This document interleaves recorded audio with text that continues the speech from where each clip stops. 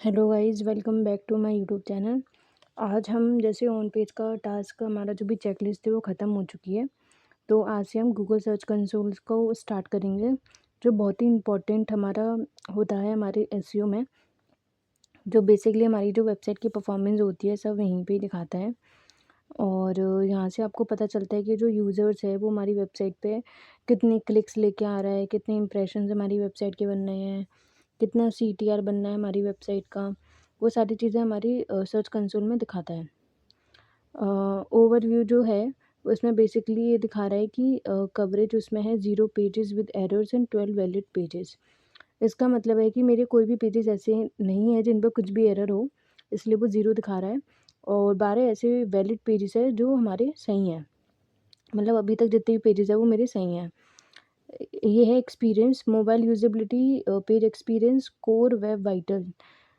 Mobile usability का मतलब होता है कि जैसे आजकल जो यूज़र्स होते हैं वो डेस्कटॉप से ज़्यादा मोबाइल पे ज़्यादातर स्क्रॉल करते हैं, या ज़्यादातर मोबाइल के थ्रू ही अपनी जो भी वेबसाइट्स होती हैं उनको स्क्रॉल करते हैं। डेस्कटॉप पे बहुत ही कम करते हैं, आजकल यूजेज जो है मोबाइल पे ज़्यादा बढ़ चुका है।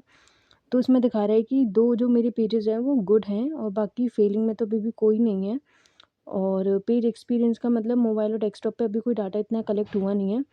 पेज एक्सपीरियंस का बेसिकली मतलब है कि यूज़र अगर आपके पेज पे आ रहा है तो उसका एक्सपीरियंस क्या चल रहा है, लाइक कोई उसको प्रॉब्लम तो नहीं हो रही है पेज को रीड करने में, स्क्रॉल करने में, नेविगेशन में जाने में, या फिर कोई भी ऐसा तो नहीं है आइटम कि वो बहुत लोड होने में टाइम ले रहा हो।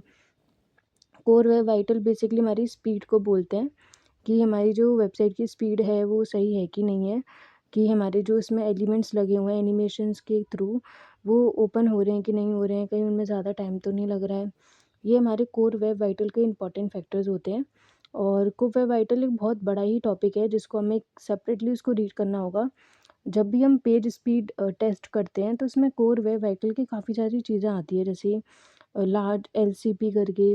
इन सब चीज़ों का मतलब बस यही होता है कि हमारी जो वेबसाइट है उसमें जो भी लार्ज एलिमेंट है उसको ओपन होने में कितना टाइम ले रहा है।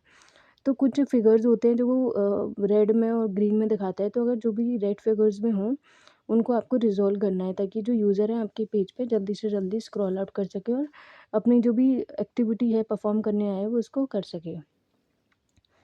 Page experience, core web vital और मोबाइल यूजेबिलिटी, ये बेसिकली टेक्निकल का पार्ट हो गए।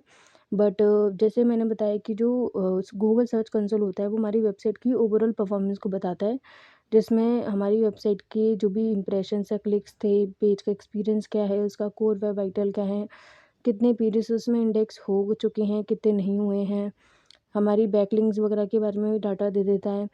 और हमारा अदर जो भी चीज़ें होती है, लाइक अगर हमें कोई भी पेज है जो हमें डिलीट करना है, या फिर हमने गलती से, जैसे टैग्स के पेजेस होते हैं, कैटेगरीज़ के होते हैं जिन्हें मुझे हटाना है, तो मैं जैसे साइड में देखोगे तो साइड में भी नीचे रिमूवल्स होता है, उसके थ्रू हम हटा सकते हैं। और साइड मैप भी है, जैसे अगर हमारी वेबसाइट पे जो साइड मैप होता है उसको हम इंडेक्स करा सकते हैं। एनहांसमेंट में bread crumb, side link, search box.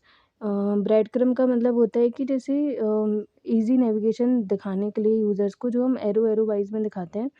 For example कोई ई-कॉमर्स की वेबसाइट है तो उसमें होगा होम पेज, देन कोई टी-शर्ट का पेज है तो टी-शर्ट, देन टी-शर्ट के अंदर black t-shirt, and then size के अकॉर्डिंगली हम उसको कैटेगराइज़ कर सकते हैं। तो जो फ्लो बनना है हमारे पेजेस का, उनके बीच में हम एरो से डिफ़ाइन कर देते हैं ताकि हमारी ये पता चले फ्लो की कौन सा किसकी क्या पेरेंट कैटेगरी है और क्या उसके अंदर चीज़ें आ रही हैं। साइड लिंक, सर्च बॉक्स, मतलब कि जब भी आपने देखा होगा कि जो एसईआरपी होती है उसमें हम काफ़ी सारे लिंक्स वगैरह लगे रहते हैं, लाइक इन्फॉर्मेशन प्रोवाइड की जाती है, लाइक फ़ोन नंबर या फिर कुछ भी सीटीए फॉर्म में। तो वो जो एक्स्ट्रा इन्फॉर्मेशन होती है वो सिर्फ इसलिए होती है ताकि जो हमारी एसईआरपी है उसमें हमारी जो प्रेजेंस है हमारी वेबसाइट की अदर देन कॉम्पिटिटर अच्छी दिखे। ठीक है, तो ये हमारा इन्हेंसमेंट हो चुका है। और ऊपर हमने स्पीड का बात कर लिया। और इसमें बेसिकली आपको ये जो छोटी छोटी चीज़ें हैं, जैसे इसमें पेजेस के नंबर्स भी दिखा रहे हैं कि कितने वैलिड है, कितने इनवैलिड हैं, कितने में एरर्स है, तो वो वहाँ से भी आप पेजेस को निकाल सकते हो, एंड देन उनमें जो भी एरर्स आपको दिखाई दे उनको आप फिक्स भी कर सकते हो।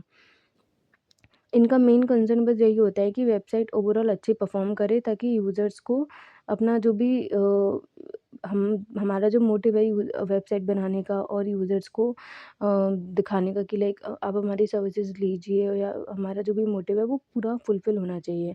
जिसके लिए हर एक तरह की हमें एक्शंस का परफॉर्म करना पड़ता है, लाइक एसईओ के हो गए, टेक्निकल का पार्ट हो गया, और इसमें जो भी आपके टास्क टेक्निकल के हों वो आप अपने डेवलपर को दे सकते हैं, वो उसको फिक्स कर देगा। और जैसे कि स्पीड का होता है, यूज़ेबिलिटी का होता है, पेज एक्सपीरियंस का होता है, जो एक एसईओ वाला नहीं करता है, जो यूजुअली डेवलपर के काम होते हैं। मैंने परफॉर्मेंस साइड में अगर आप देखेंगे तो URL inspections, coverage, site map removals, page experience, cold web vital, mobile usability, काफ़ी सारी चीज़ें होती हैं यहाँ पे, जो एक एक चीज़ जो है बहुत ही अपने आप में इम्पॉर्टेंट है। क्योंकि अगर एक भी चीज़ आप अगर उसके बारे में नहीं पता है आपको, तो थोड़ी बहुत आपकी जो नॉलेज है एसईओ के बारे में, वो भी कहीं न कहीं आप उसमें वो नहीं कर पाओगे कि लाइक हमें सर्च कंसोल से जो भी हमें इन्फॉर्मेशन मिल सकती थी, वो भी आप उसको डाटा को यूज़ नहीं कर पाओगे इफ़ेक्टिवली। यूआरएल इंस्पेक्शन बेसिकली मतलब जब भी हमें अपने पेजेस बनाते हैं वेबसाइट पे, तो हमें उन्हें इंडेक्स कराना होता है। उसका मेन रीज़न यही होता है कि गूगल जो है उसको पता चले कि हमने नया पेज बनाया अपनी वेबसाइट पे, उसको क्रॉल करो, उसको इंडेक्स करो, ताकि यूज़र अगर कभी भी कोई भी क्वेरी अगर मतलब सर्च करता है, तो मेरा पेज रैंक होना चाहिए, इंडेक्स होना चाहिए। अगर इंडेक्स ही नहीं होंगे पेजेस, तो वेबसाइट पे पेजेस रखने का कोई मतलब ही नहीं होता। और परफॉर्मेंस में बेसिकली वो दिखा देगा कि अपनी कितने हमारी क्लिक्स थे, कितना ओवरव्यू में लाइक हमारा डाटा रहा है अभी तक का। साइड में हम साइड में भी इंडेक्स करा देते हैं। और रिमूवल्स में बेसिकली जैसे मैंने बताया काफ़ी सारे पेजेस होते हैं, टैग्स के, कैटेगरीज़ के, या जो आपने गलती से मतलब पेजेस पे 404 आ रहा है, या फिर जो इनवैलिड होते हैं, जो हमें नहीं चाहिए, वो रिमूवल्स में आते हैं। परफॉर्मेंस में देख लीजिए हमारा दिखा रहा है क्लिक्स कितने आए हैं, टोटल इम्प्रेशंस, और एवरेज सीटीआर और एवरेज पोजीशंस। इसमें अगर आप चाहो तो फ़िल्टर भी कर सकते हो अपने हिसाब से, आपको कितने टाइम पीरियड का डाटा चाहिए, 3 मंथ्स का, 6 मंथ का, 12 मंथ्स का। और अगर आपको कोई कस्टम डेट भी चाहिए तो वो भी आप चूज़ कर सकते हो, लाइक इतने से इतने का। कंपैरिजन भी करना है तो कंपेयर का ऑप्शन आ रहा है साइड में, उससे आप कंपेयर भी कर सकते हो। और ये जो है वो हमारा 7 आवर्स एगो का, ये हमारा बेसिकली पैसिफिक टाइम ज़ोन पे चलता है, एशियन पे नहीं चलता। तो यानी इसका जो डाटा होता है थोड़ा लेट अपडेट होता है, इमीडिएट अपडेट नहीं होता। जो गूगल एनालिटिक्स होता है वो हमारा रियल टाइम अपडेट दिखाता है। और इसमें जैसे हमने 28 डेज़ का इसमें डाटा देखा, तो देखेंगे तो हमारा जो इम्प्रेशंस और क्लिक से थोड़ा ऊपर हुआ है काफ़ी अच्छे से। तो ये हमारा बता देगा कि कितने टाइम पीरियड के अंदर कौन से ऐसा मंथ था जिसमें हमारा ज़्यादा मतलब ट्रैफ़िक रहा हमारी वेबसाइट पे ज़्यादा हमारा, या ये भी बता देगा कि लाइक कितना काम हुआ है, जिस मंथ में ज़्यादा काम होता है यूजुअली उसमें ही ज़्यादा परफ़ॉर्मेंस अच्छी देखने को मिलती है। एसईओ एक कंटिन्यूअस प्रोसेस रहती है, जिसमें अगर आप छोड़ दोगे तो वो अपने आप डीइंडेक्स हो जाएँगे पेजेज़, अपने आप डी रैंक हो जाएँगे। आपको दोबारा से मेहनत करनी पड़ेगी। तो इसमें कंटिन्यूअस एफर्ट्स होते हैं, चाहे आप पेजेस ना बनाओ तो उनको कहीं न कहीं बैकलिंक्स के थ्रू सपोर्ट दो, या फिर ब्लॉग्स के थ्रू दो, ताकि कहीं न कहीं पेजेस स्टैंड करते रहने चाहिए। जैसे कि अब इसमें डाटा दिखा दिया, क्वेरीज़ वगैरह में भी पेजेस में बता देगा कि किस पेज से आ रहे हैं। फ़िल्टर में हमने देखा तो इमेज का, वीडियो का, न्यूज़ का, आपको जिस भी का डाटा चेक करना है, लाइक इमेजेस का जो हमारी वेबसाइट पे है उनका डाटा शो कर देगा। वीडियोज़ अगर डली हुई हैं तो वीडियोज़ का दिखा देगा। न्यूज़ अगर आपकी वेबसाइट पे अगर न्यूज़ की वेबसाइट है, या फिर नॉर्मली न्यूज़ के पेजेस बना रखे हैं, उसका डाटा अगर चेक करना है तो वो भी यहाँ पे दिखा देगा। ये बेसिकली इसलिए होता है ताकि आपको पता चले कि आपका कौन-सा पेज जो है बेटर परफ़ॉर्म कर रहा है कंपेयर टू अदर पेजेज़, तो आप उस पे और अच्छी तरह मेहनत कर सकें। हो सकता है वो आपके लिए as a lead generation page बन जाए और आपके लिए वर्कआउट भी करे। तो इसलिए इसके डाटा को एनालाइज़ करना बहुत ज़्यादा ज़रूरी होता है, और इसको समझना भी बहुत ज़रूरी है, क्योंकि अगर आपने इनके डाटा को समझ लिया तो कहीं न कहीं आप इनकी हेल्प से अपनी वेबसाइट को अपने कॉम्पिटिटर से ऊपर कर सकते हो। पेजेज़ में जैसे कि पेजेज़ में डिफरेंट पेजेज़ जैसे मेरी वेबसाइट पे बनने हैं, तो बता रहा है सबसे ज़्यादा जो है क्लिक्स वो मेरे होम पेज से आ रही है। इम्प्रेशंस मेरे फर्स्ट इंस्टीट्यूट वाले से बन रहे हैं, लेकिन डिजिटल मार्केटिंग कोर्स इंदौर वाले से इम्प्रेशंस मेरे ज़्यादा बन रहे हैं।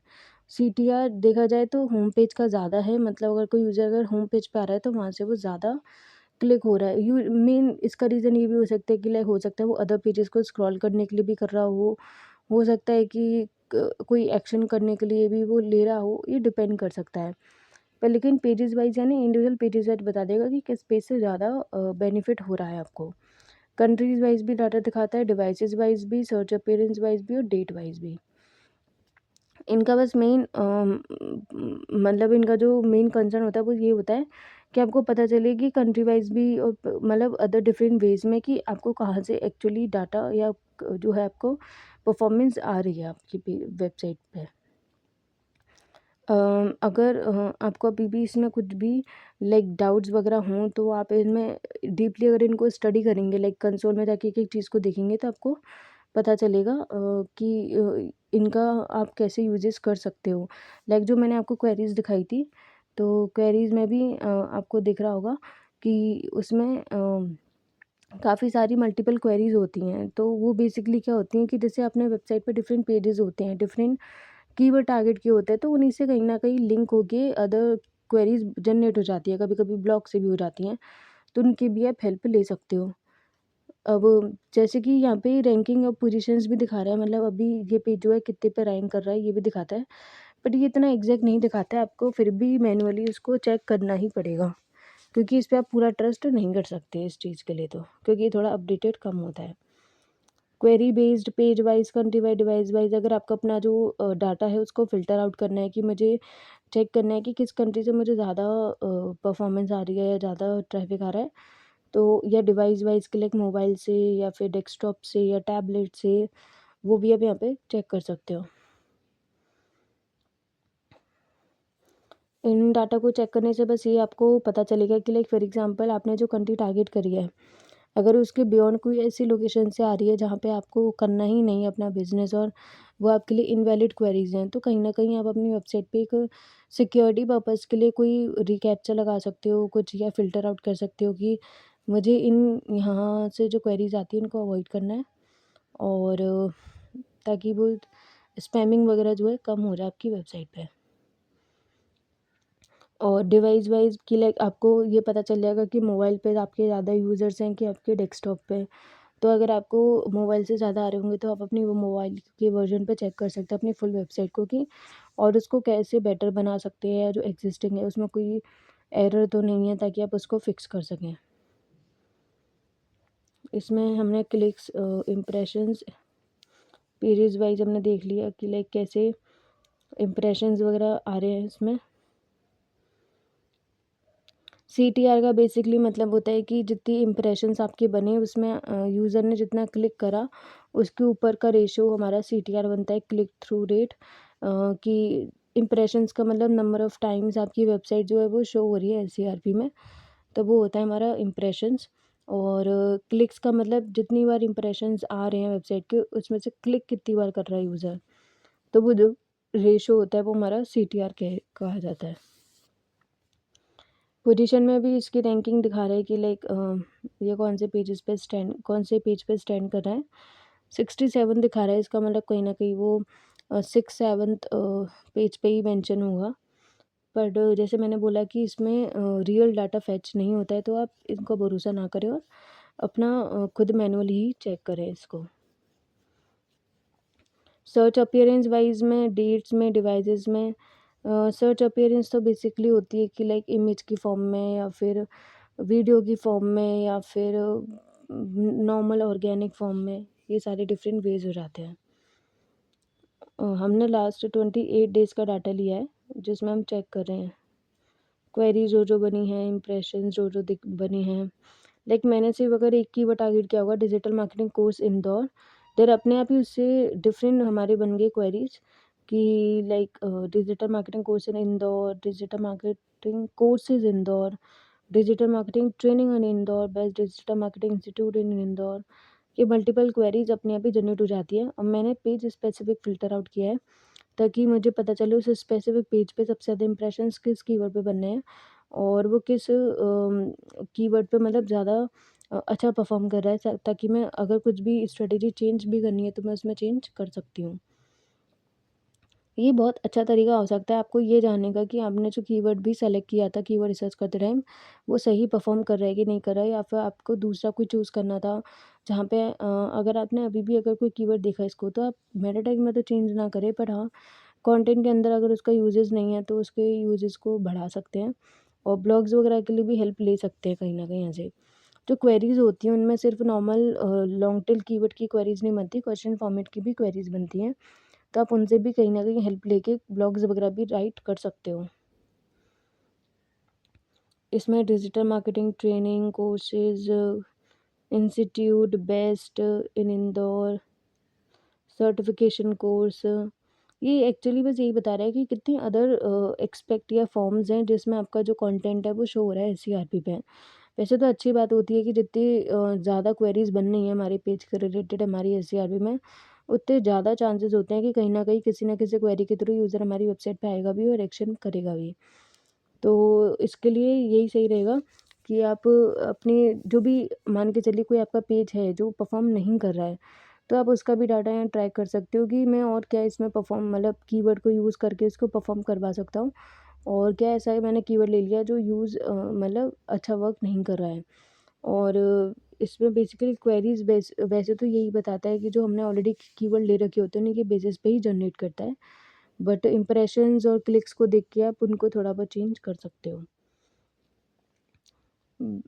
इसमें अंडर 10 मैंने लिए थे, अब इसमें मैंने इंक्रीज़ कर दिया है कि एक पेज पे 50 होने चाहिए, ताकि मैं ईज़िली इसको देख सकूँ। तो एफ़िलिएट मार्केटिंग ट्रेनिंग, जैसे अब इसमें अब मान के चलिए अब एफ़िलिएट ट्रेनिंग का पेज नहीं था, लेकिन आपने देखा यूज़र के सर्चेज़ आ रहे हैं, तो अगर आपने अभी तक ऐड नहीं किया था और आप सोच भी रहे थे कि लाइक इसे बनाए ना बनाए, तो आपको एक आइडिया भी मिल जाएगा यहाँ से कि हाँ, लोग इस पे सर्चेज़ कर रहे हैं, मेरी वेबसाइट के थ्रू इसमें क्वेरीज़ बन रही हैं, तो मेबी अगर मेरा पेज होगा, तो कल को अगर हो सकता है कि उस पे भी मेरी वर्क कर जाए, मतलब रैंक कर जाए। तो best affiliate marketing course in Indore, तो मैं जस्ट चेक कर रही हूँ कि ये जो रैंकिंग दिखा भी रहा है कि लाइक आ रही है, वो देख रहे हैं कि आ भी रही है कि नहीं आ रही है, कि ये सिर्फ गलत दिखा रहा है। सेकंड पेज पे देखते हैं, थर्ड पेज हमारा, ये इसमें बेसिकली दिखाया था 47.5, यानी कहीं ना कहीं वो फिफ्थ पेज पे होना चाहिए, फिफ्थ या सिक्स्थ पर ही जाएगा जहाँ तक है, क्योंकि थोड़ा बहुत ऊपर नीचे तो खैर चलता है। यहाँ पे भी नहीं दिखा रहा, सिंपली डिजिटल फिफ्थ पेज, नीचे नीचे नहीं दिखा रहा। जैसे हमने देखा था 47.5, लेकिन ये कोई दूसरी वेबसाइट का दिखा रहा है, हमारी का नहीं दिखा रहा। तो मे बी हो सकता है कि गलत दिखा रहा हो, या हो सकता है और नीचे रैंक कर रहा हो, वो कहीं ना कहीं स्टैंड कर रहा हो, वरना नहीं भी हो सकता मे बी। नहीं है, 8th पेज पर देख लेते हैं एक बार, यहाँ पर भी मुझे कहीं नहीं दिख रहा। तो जैसे मैंने आपको पहले बोला था कि सही डाटा नहीं दिखाता, आपको मैनुअली चेक करना पड़ेगा। यूजुअली तो बहुत सारे हमारे टूल्स होते हैं जो रैंकिंग दिखा देते हैं, लेकिन यूजुअली पेड होते हैं वो। तो आप कोई भी जो सस्ता सा हो टूल, जिसमें आपको लग रहा हो अभी आपका बजट नहीं है महंगा खरीदने का, उसमें चेक कर सकते हो। अगर आपका बिल्कुल भी बजट नहीं है तो आप क्या कर सकते हैं, कीवर्ड को मैनुअली गूगल पे डाल के लोकेशन को सेट करके अपने कीवर्ड की एक्चुअल जो उसकी प्रेजेंस है उसको चेक कर सकते हो। अब जैसे देखेंगे मेरा जो ट्रैफिक रहता है यूएस से आ रहा है, जबकि मेरी वेबसाइट इंडिया की है, और रशिया से, वियतनाम से, ताइवान से, इंडोनेशिया, ब्राज़ील, साउथ कोरिया।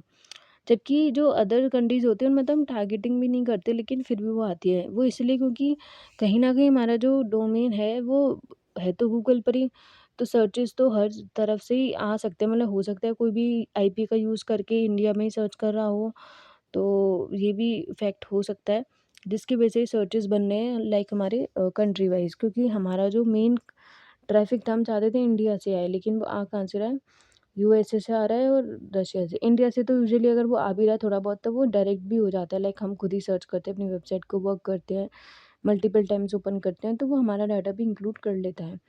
और यूएसए से भी हमारा डाटा आ रहा है और रशिया से।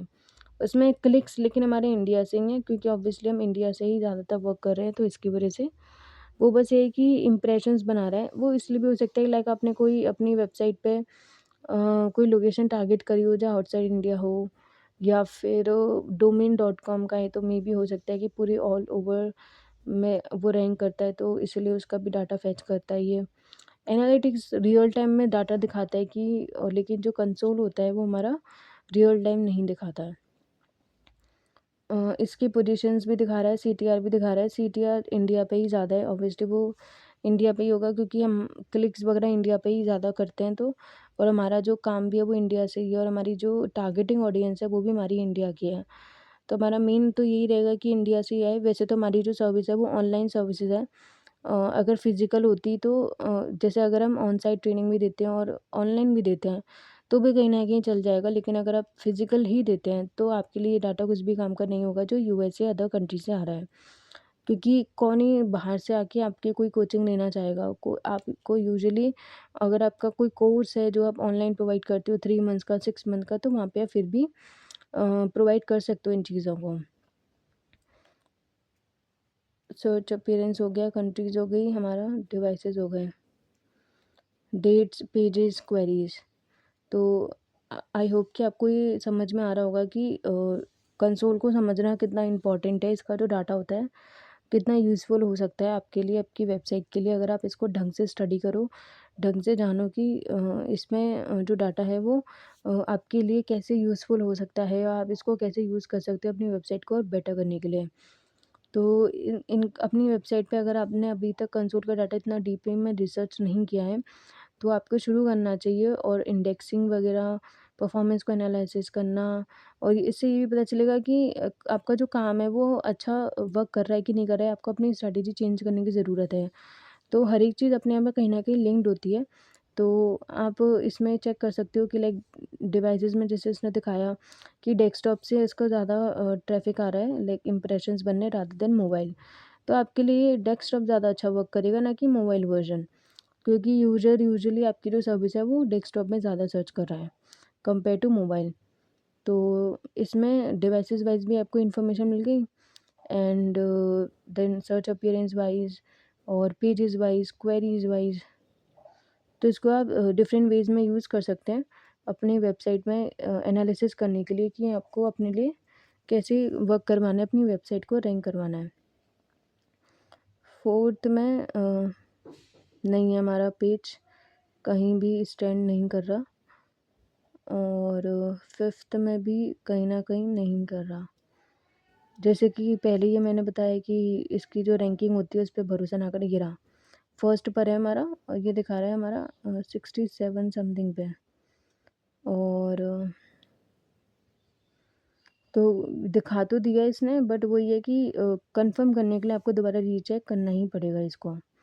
अगर आपको इस वीडियो में कोई अदर वीडियो में कोई भी कन्फ्यूजन हो, आप मुझसे पूछ सकते हो कमेंट बॉक्स में जाके। मैं पूरी कोशिश करूँगी कि आपकी जो भी क्वेरी है उसको रिज़ॉल्व करने की। और अगर आपको कुछ भी इसके रिलेटेड अगर पूछना हो तो आप पूछ सकते हो। और अगर आपको वीडियो अच्छी लगी हो तो प्लीज़ इसे लाइक और सब्सक्राइब ज़रूर करें, सो मैं और मोटिवेट हूँ अदर वीडियोज़ को बनाने के लिए। So thank you.